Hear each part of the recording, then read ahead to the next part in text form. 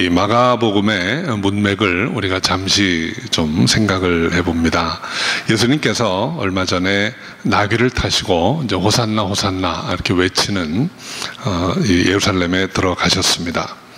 성전에 들어가셔서 성전을 소란스럽게 하던 자들, 또 매매하던 자들, 또 환전상들, 또 재물 파는 장사꾼들의 상을 둘러엎으셨습니다. 그리고 이렇게 말씀하셨습니다. 기록된 바 내 집은 만민의 기도하는 집이라 칭함을 받으리라 하지 아니하였느냐. 너희는 강도의 구려를 만들었도다. 이렇게 하셨어요. 마가복음 11장 18절에 보면 대제사장들과 서기관들이 이 말을 듣고 예수를 어떻게 멸할까 하고 꾀하였다. 이런 기록이 나옵니다. 이제 오늘 말씀을 살펴보면 27절에 저희가 다시 예루살렘에 들어가니라 예수께서 성전에서 걸어다니실 때에 대제사장들과 서기관들과 장로들이 나와 그랬습니다. 여기서 대제사장들과 서기관들은 바로 11장 18절에서 예수님을 어떻게 죽일까 꾀하던 자들입니다. 그런데 여기에 장로들이 더해졌다 그랬습니다. 이 이스라엘의 모든 지도자들이 이제 합세해서 예수님을 멸하려고 생각을 하고 있다라는 것이죠. 그들이 예수님께 이렇게 질문합니다. 28절입니다. 가로되 무슨 권세로 이런 일을 하느뇨? 누가 이런 일을 할 이 권세를 주었느뇨? 지난번에 예수께서 나귀를 타시고 예루살렘 성에 들어가신 일, 그리고 성전에서 성전을 청소하고 제사장들을 꾸짖은 일이 마치 그 중세의 기사가 결투를 신청할 때 이 장갑을 벗어서 던지는 것과 같은 그런 장면이었다면, 오늘 이 유대 지도자들이 예수님께 물었던 이 질문, 당신이 무슨 권세로 이런 일을 하느냐, 누가 이런 권세를 당신에게 주었느냐라는 이 질문은 바로 예수님이 던졌던 그 장갑을 집어드는 것과 같은 그런 내용입니다.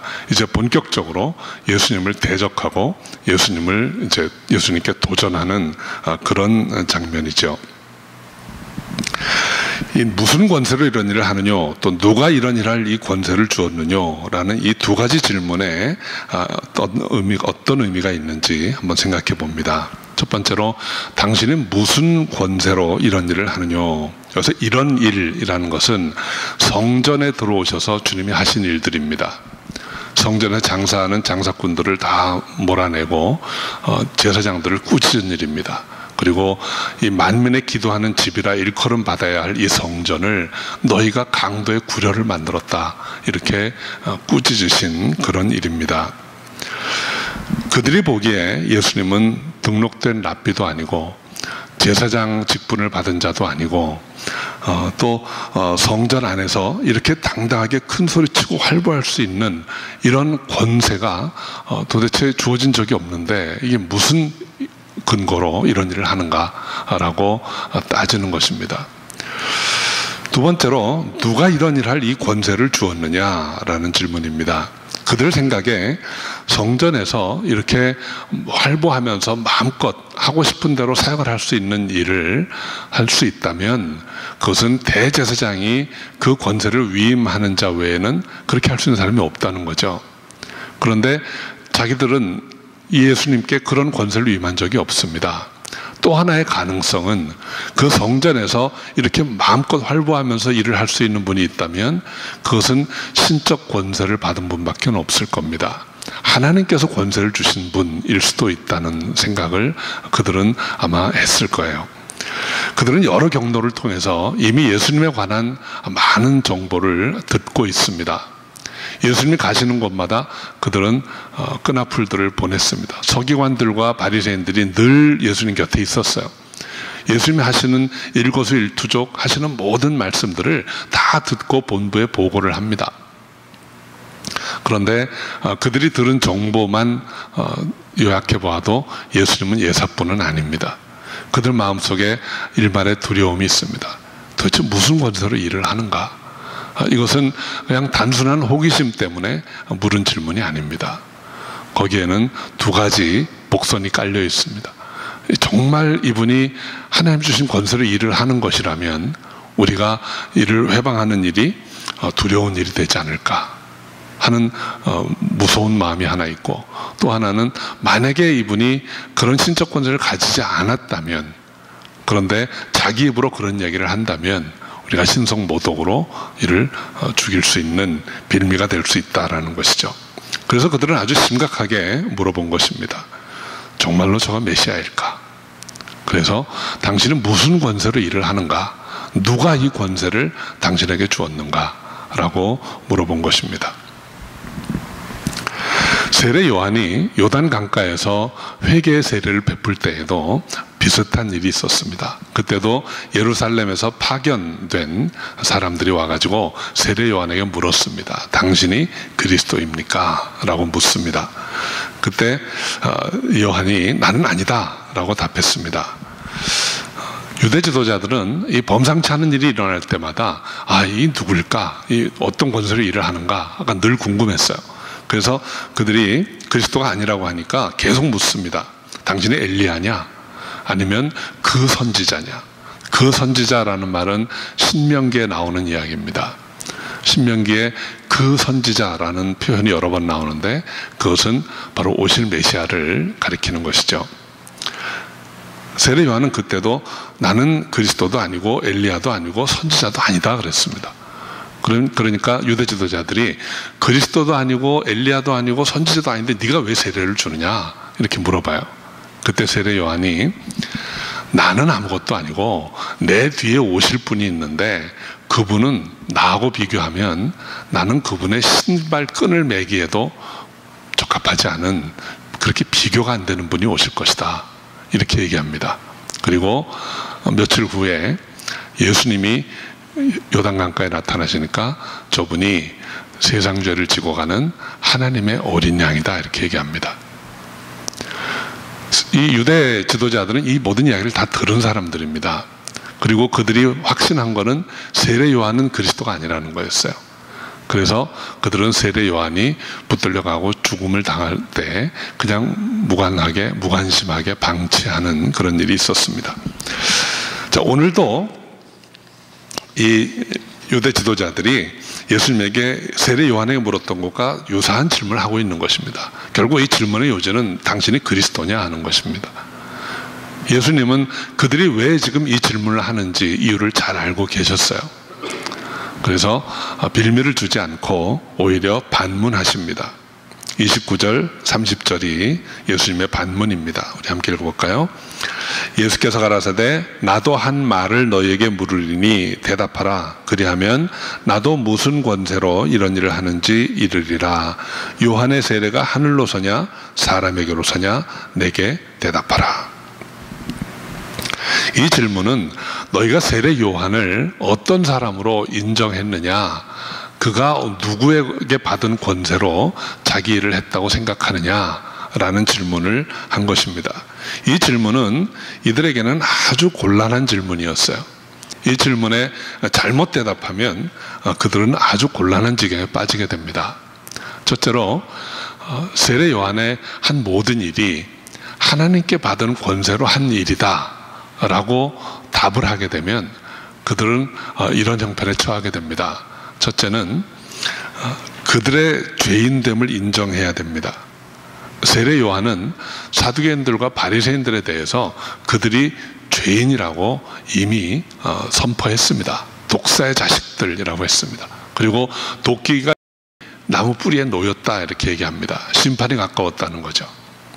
유대 지도자들이 다 죄인이고 이들이 이제 하나님의 심판을 받아야 할 존재들이라고 선포했습니다.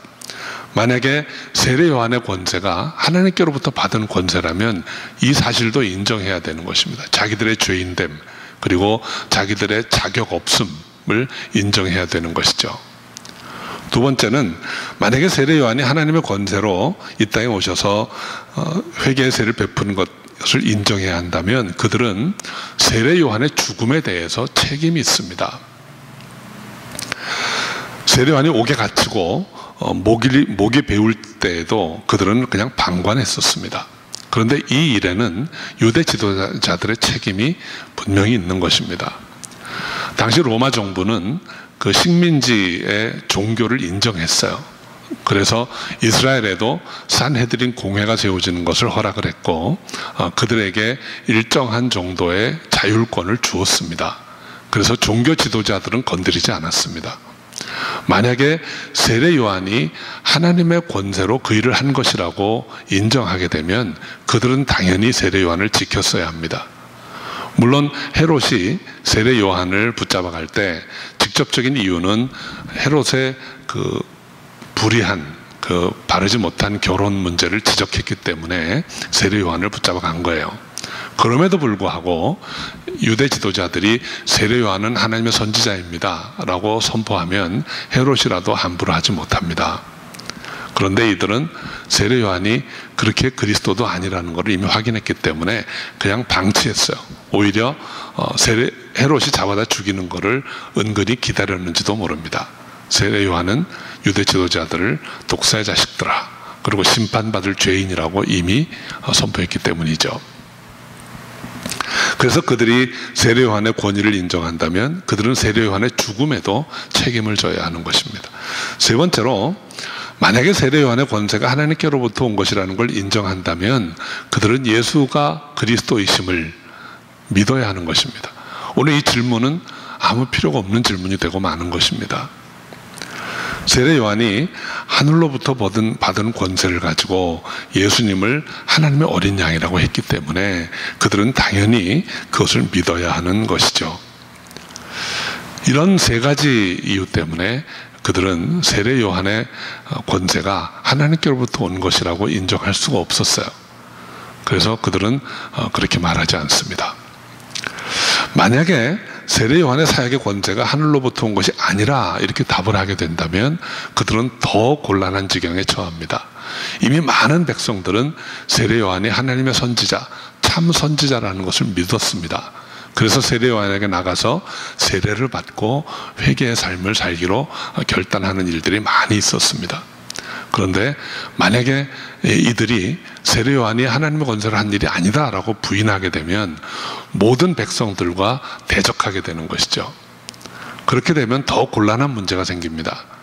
식민지를 관리하는 로마 정부가 종교 지도자들에게 일정한 권위를 주고 이익을 주는 것은 백성들이 그들을 따라서 그들의 지도하에 반역하지 않도록 하는 것이 1차적인 목적입니다. 그런데 종교 지도자들이 백성들의 지지를 받지 못하게 된다면 로마 정부가 그들을 지지해 줄 이유가 전혀 없습니다. 그래서 그들은 세례 요한의 권세가 하나님께로부터 온 것이라는 것을 부인하게 되면 그들의 모든 기득권을 잃게 되는 것입니다. 그래서 그들은 이도 저도 말을 할 수가 없게 된 거예요. 그래서 모여서 의논한 끝에 내린 결론은 우리가 알지 못하노라 였습니다. 참 우스꽝스러운 장면이죠. 믿음의 체면이 말이 아닙니다. 종교 지도자들 또 백성의 모든 지도자들이 모여가지고 세례 요한이 한 일에 대해서 모르겠다라고 답하게 된 것이죠. 상성도 여러분, 그들에게는 세례 요한이 실제 어떤 분이었는가가 중요한 게 아니고 자신들의 눈앞의 이익을 더 중요하게 생각했습니다. 그래서 모르겠다 이렇게 답한 것입니다.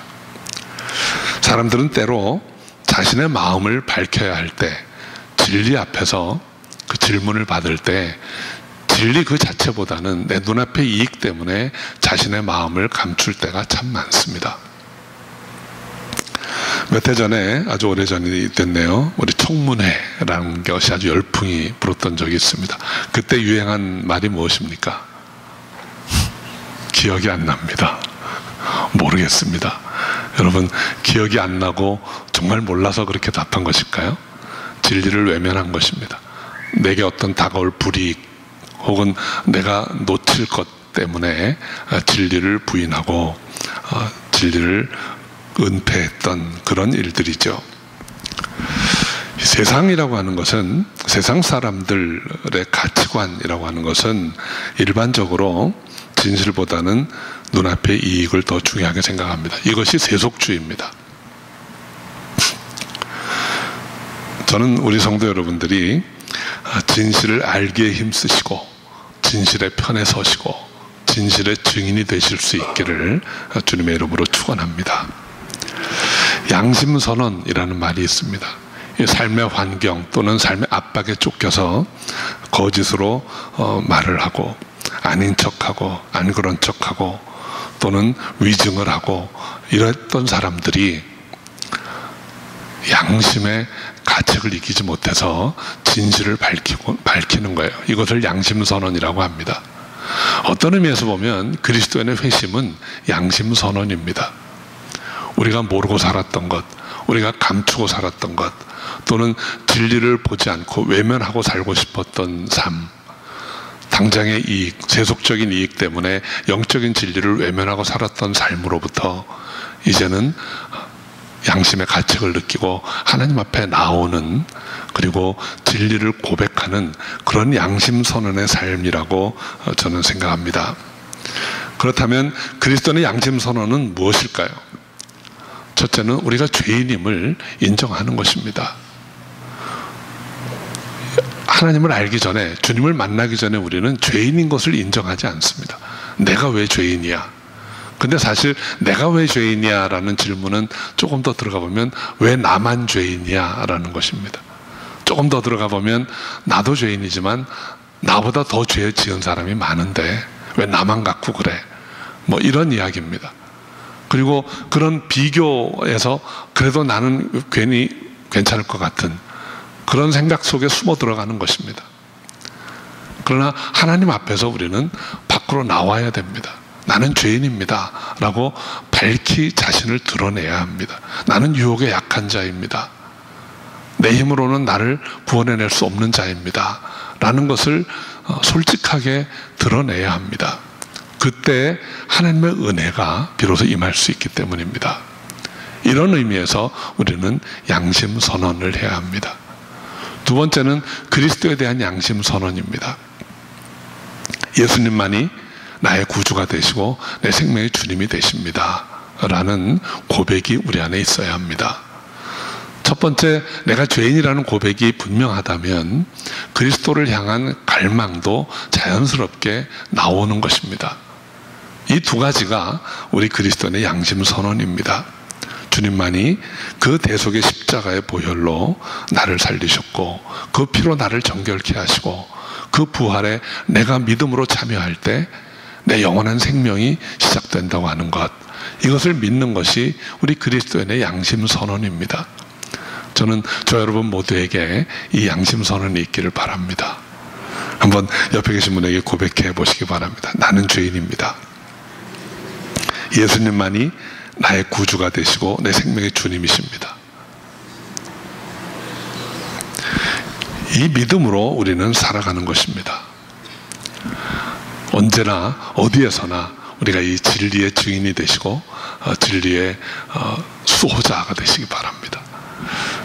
우리가 때로 어떤 불이익 때문에 이 신앙 고백을 속으로 거두어 드릴 때가 있어요.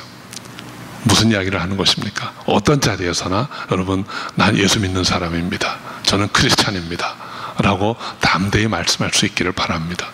혹시 내가 그리스도인인 것을 이야기하면 불이익이 오지는 않을까?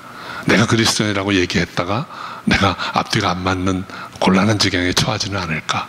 이런 것 때문에 숨긴다면 바로 오늘 이 유대 지도자들이 말했던 나는 알지 못하노라, 이것과 큰 차이가 없는 이야기가 되는 것입니다.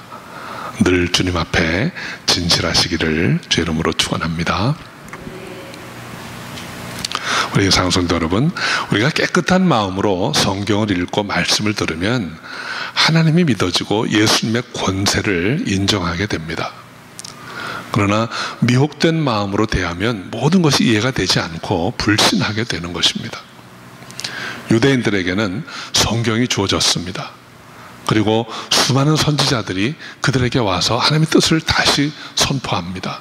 그리고 너희들이 이렇게 살면 안 된다 라고 하나님의 말씀을 늘 일깨워 주었습니다. 그런데 그들은 그들의 유익을 위해서 이 모든 것을 저버렸어요. 언제부터 그들이 저버렸습니까? 가나안 땅에 들어가서부터입니다. 광야를 40년을 지나오면서 그들은 세상적인 기준으로는 아무것도 가지지 않은 자들이었습니다. 그런데 그들이 보니까 가나안 사람들은 너무나 풍요롭고 재미있는 삶을 살아요. 부러웠습니다. 그래서 그들이 믿는 신을 믿기 시작합니다. 또 그들의 방식으로 사회생활을 하기 시작하고 그들의 하는 스타일을 쫓기 시작합니다. 지도자들은 그들의 옷을 입고 자랑하고 또 백성들은 그들이 즐기는 것 함께 즐기고, 그러다 보니까 당연히 하나님의 율법은 거절하게 되고 무시하게 되고 유월절은 잊혀졌습니다. 우상을 섬기고 세속주의에 빠지고 그렇게 살아갔던 것이죠. 그렇게 오랫동안 살아오니까 이제 그들의 눈에는 하나님의 아들이 보이지 않습니다. 이제는 그 말씀대로 말씀의 성취로 오신 예수 그리스도를 하나님의 아들로 인정하지 않습니다. 그들의 평안한 삶, 그들이 즐겁게 누려오던 삶을 회방한다고 생각되는 것은 다 잘라내고 죽이고 멸하기 시작했던 것이죠. 예수께서 오셨는데도, 하나님의 아들이 오셨는데도 성경을 알고 율법을 행하는 그들이 거절했던 이유입니다. 그리고 당신의 권세가 무엇이냐, 어디로부터 온 것이냐 라고 오히려 반문하고 저항했던 것입니다. 예수님은 그 예루살렘을 보시면서 우셨습니다. 오래전 선지자 예레미야는 아무리 외쳐도 꿈쩍도 하지 않는 이스라엘을 바라보면서 하나님 앞에 한탄을 했습니다. 내가 23년 동안 이렇게 외치는데도 저들이 귀도 기울이지 않습니다. 계속 해야 됩니까? 이렇게 울부짖었습니다. 사도 바울이 복음을 전하면서 많은 이방인들이 돌아옵니다. 그런데 대부분의 유대인들은 그를 거절했습니다. 아마도 바울이 이렇게 고백한 것은 그런 거절에서 오는 낙담이었는지도 모릅니다. 내게 죽는 것이 유익이다. 이제는 나도 그만하고 그 옛날 예레미야처럼 언제까지 해야 됩니까? 이런 고통이었는지도 몰라요. 그렇지만 여러분, 하나님 주신 권세를 가지고 사역하는 자들에게는 그 고통스러운 순간도 이겨낼 수 있는 것입니다. 예수님은 하나님 주신 권세를 가지고 하나님의 일을 했습니다. 하나님 주신 권세라는 말에는 두 가지 의미가 있어요. 그것은 하나님이 권위를 부여하셨다는 것입니다. 또 하나는 하나님이 능력을 주셨다는 거예요. 하나님이 부여하신 권위이기 때문에 예수님은 세상이 다 외면하고 그를 죽이려고 했어도 그 길을 끝까지 갈 수 있었습니다. 그리고 하나님 주신 능력으로 상한 자들을 회복시키고 잃어버린 자들을 찾는 일에 자신의 삶을 마지막까지 드렸던 것입니다. 사랑하는 성도 여러분, 복음서는 우리에게 예수님이 어떤 분이신가를 계시합니다. 예수님은 만왕의 왕이십니다. 우리가 호산나라고 외칠 수 있는 유일하신 분이세요. 우리를 구원하소서라고 우리가 외칠 수 있는 유일하신 분이 바로 예수 그리스도입니다. 그 예수님은 하나님 주신 권세로서 우리를 위해 피 흘려 죽으시고 부활하심으로 우리를 생명길로 인도하신 분이세요. 그 예수 그리스도를 나의 주, 나의 하나님으로 믿고 주님을 따를 수 있는 저 여러분 되시기 바랍니다. 우리는 그분의 권세에 대해서 의심하지 않습니다. 그분의 권세가 세상의 유일한 참 권세임을 믿고 주님을 따를 수 있는 저 여러분 다 되시기를 주 이름으로 축원합니다. 기도하겠습니다.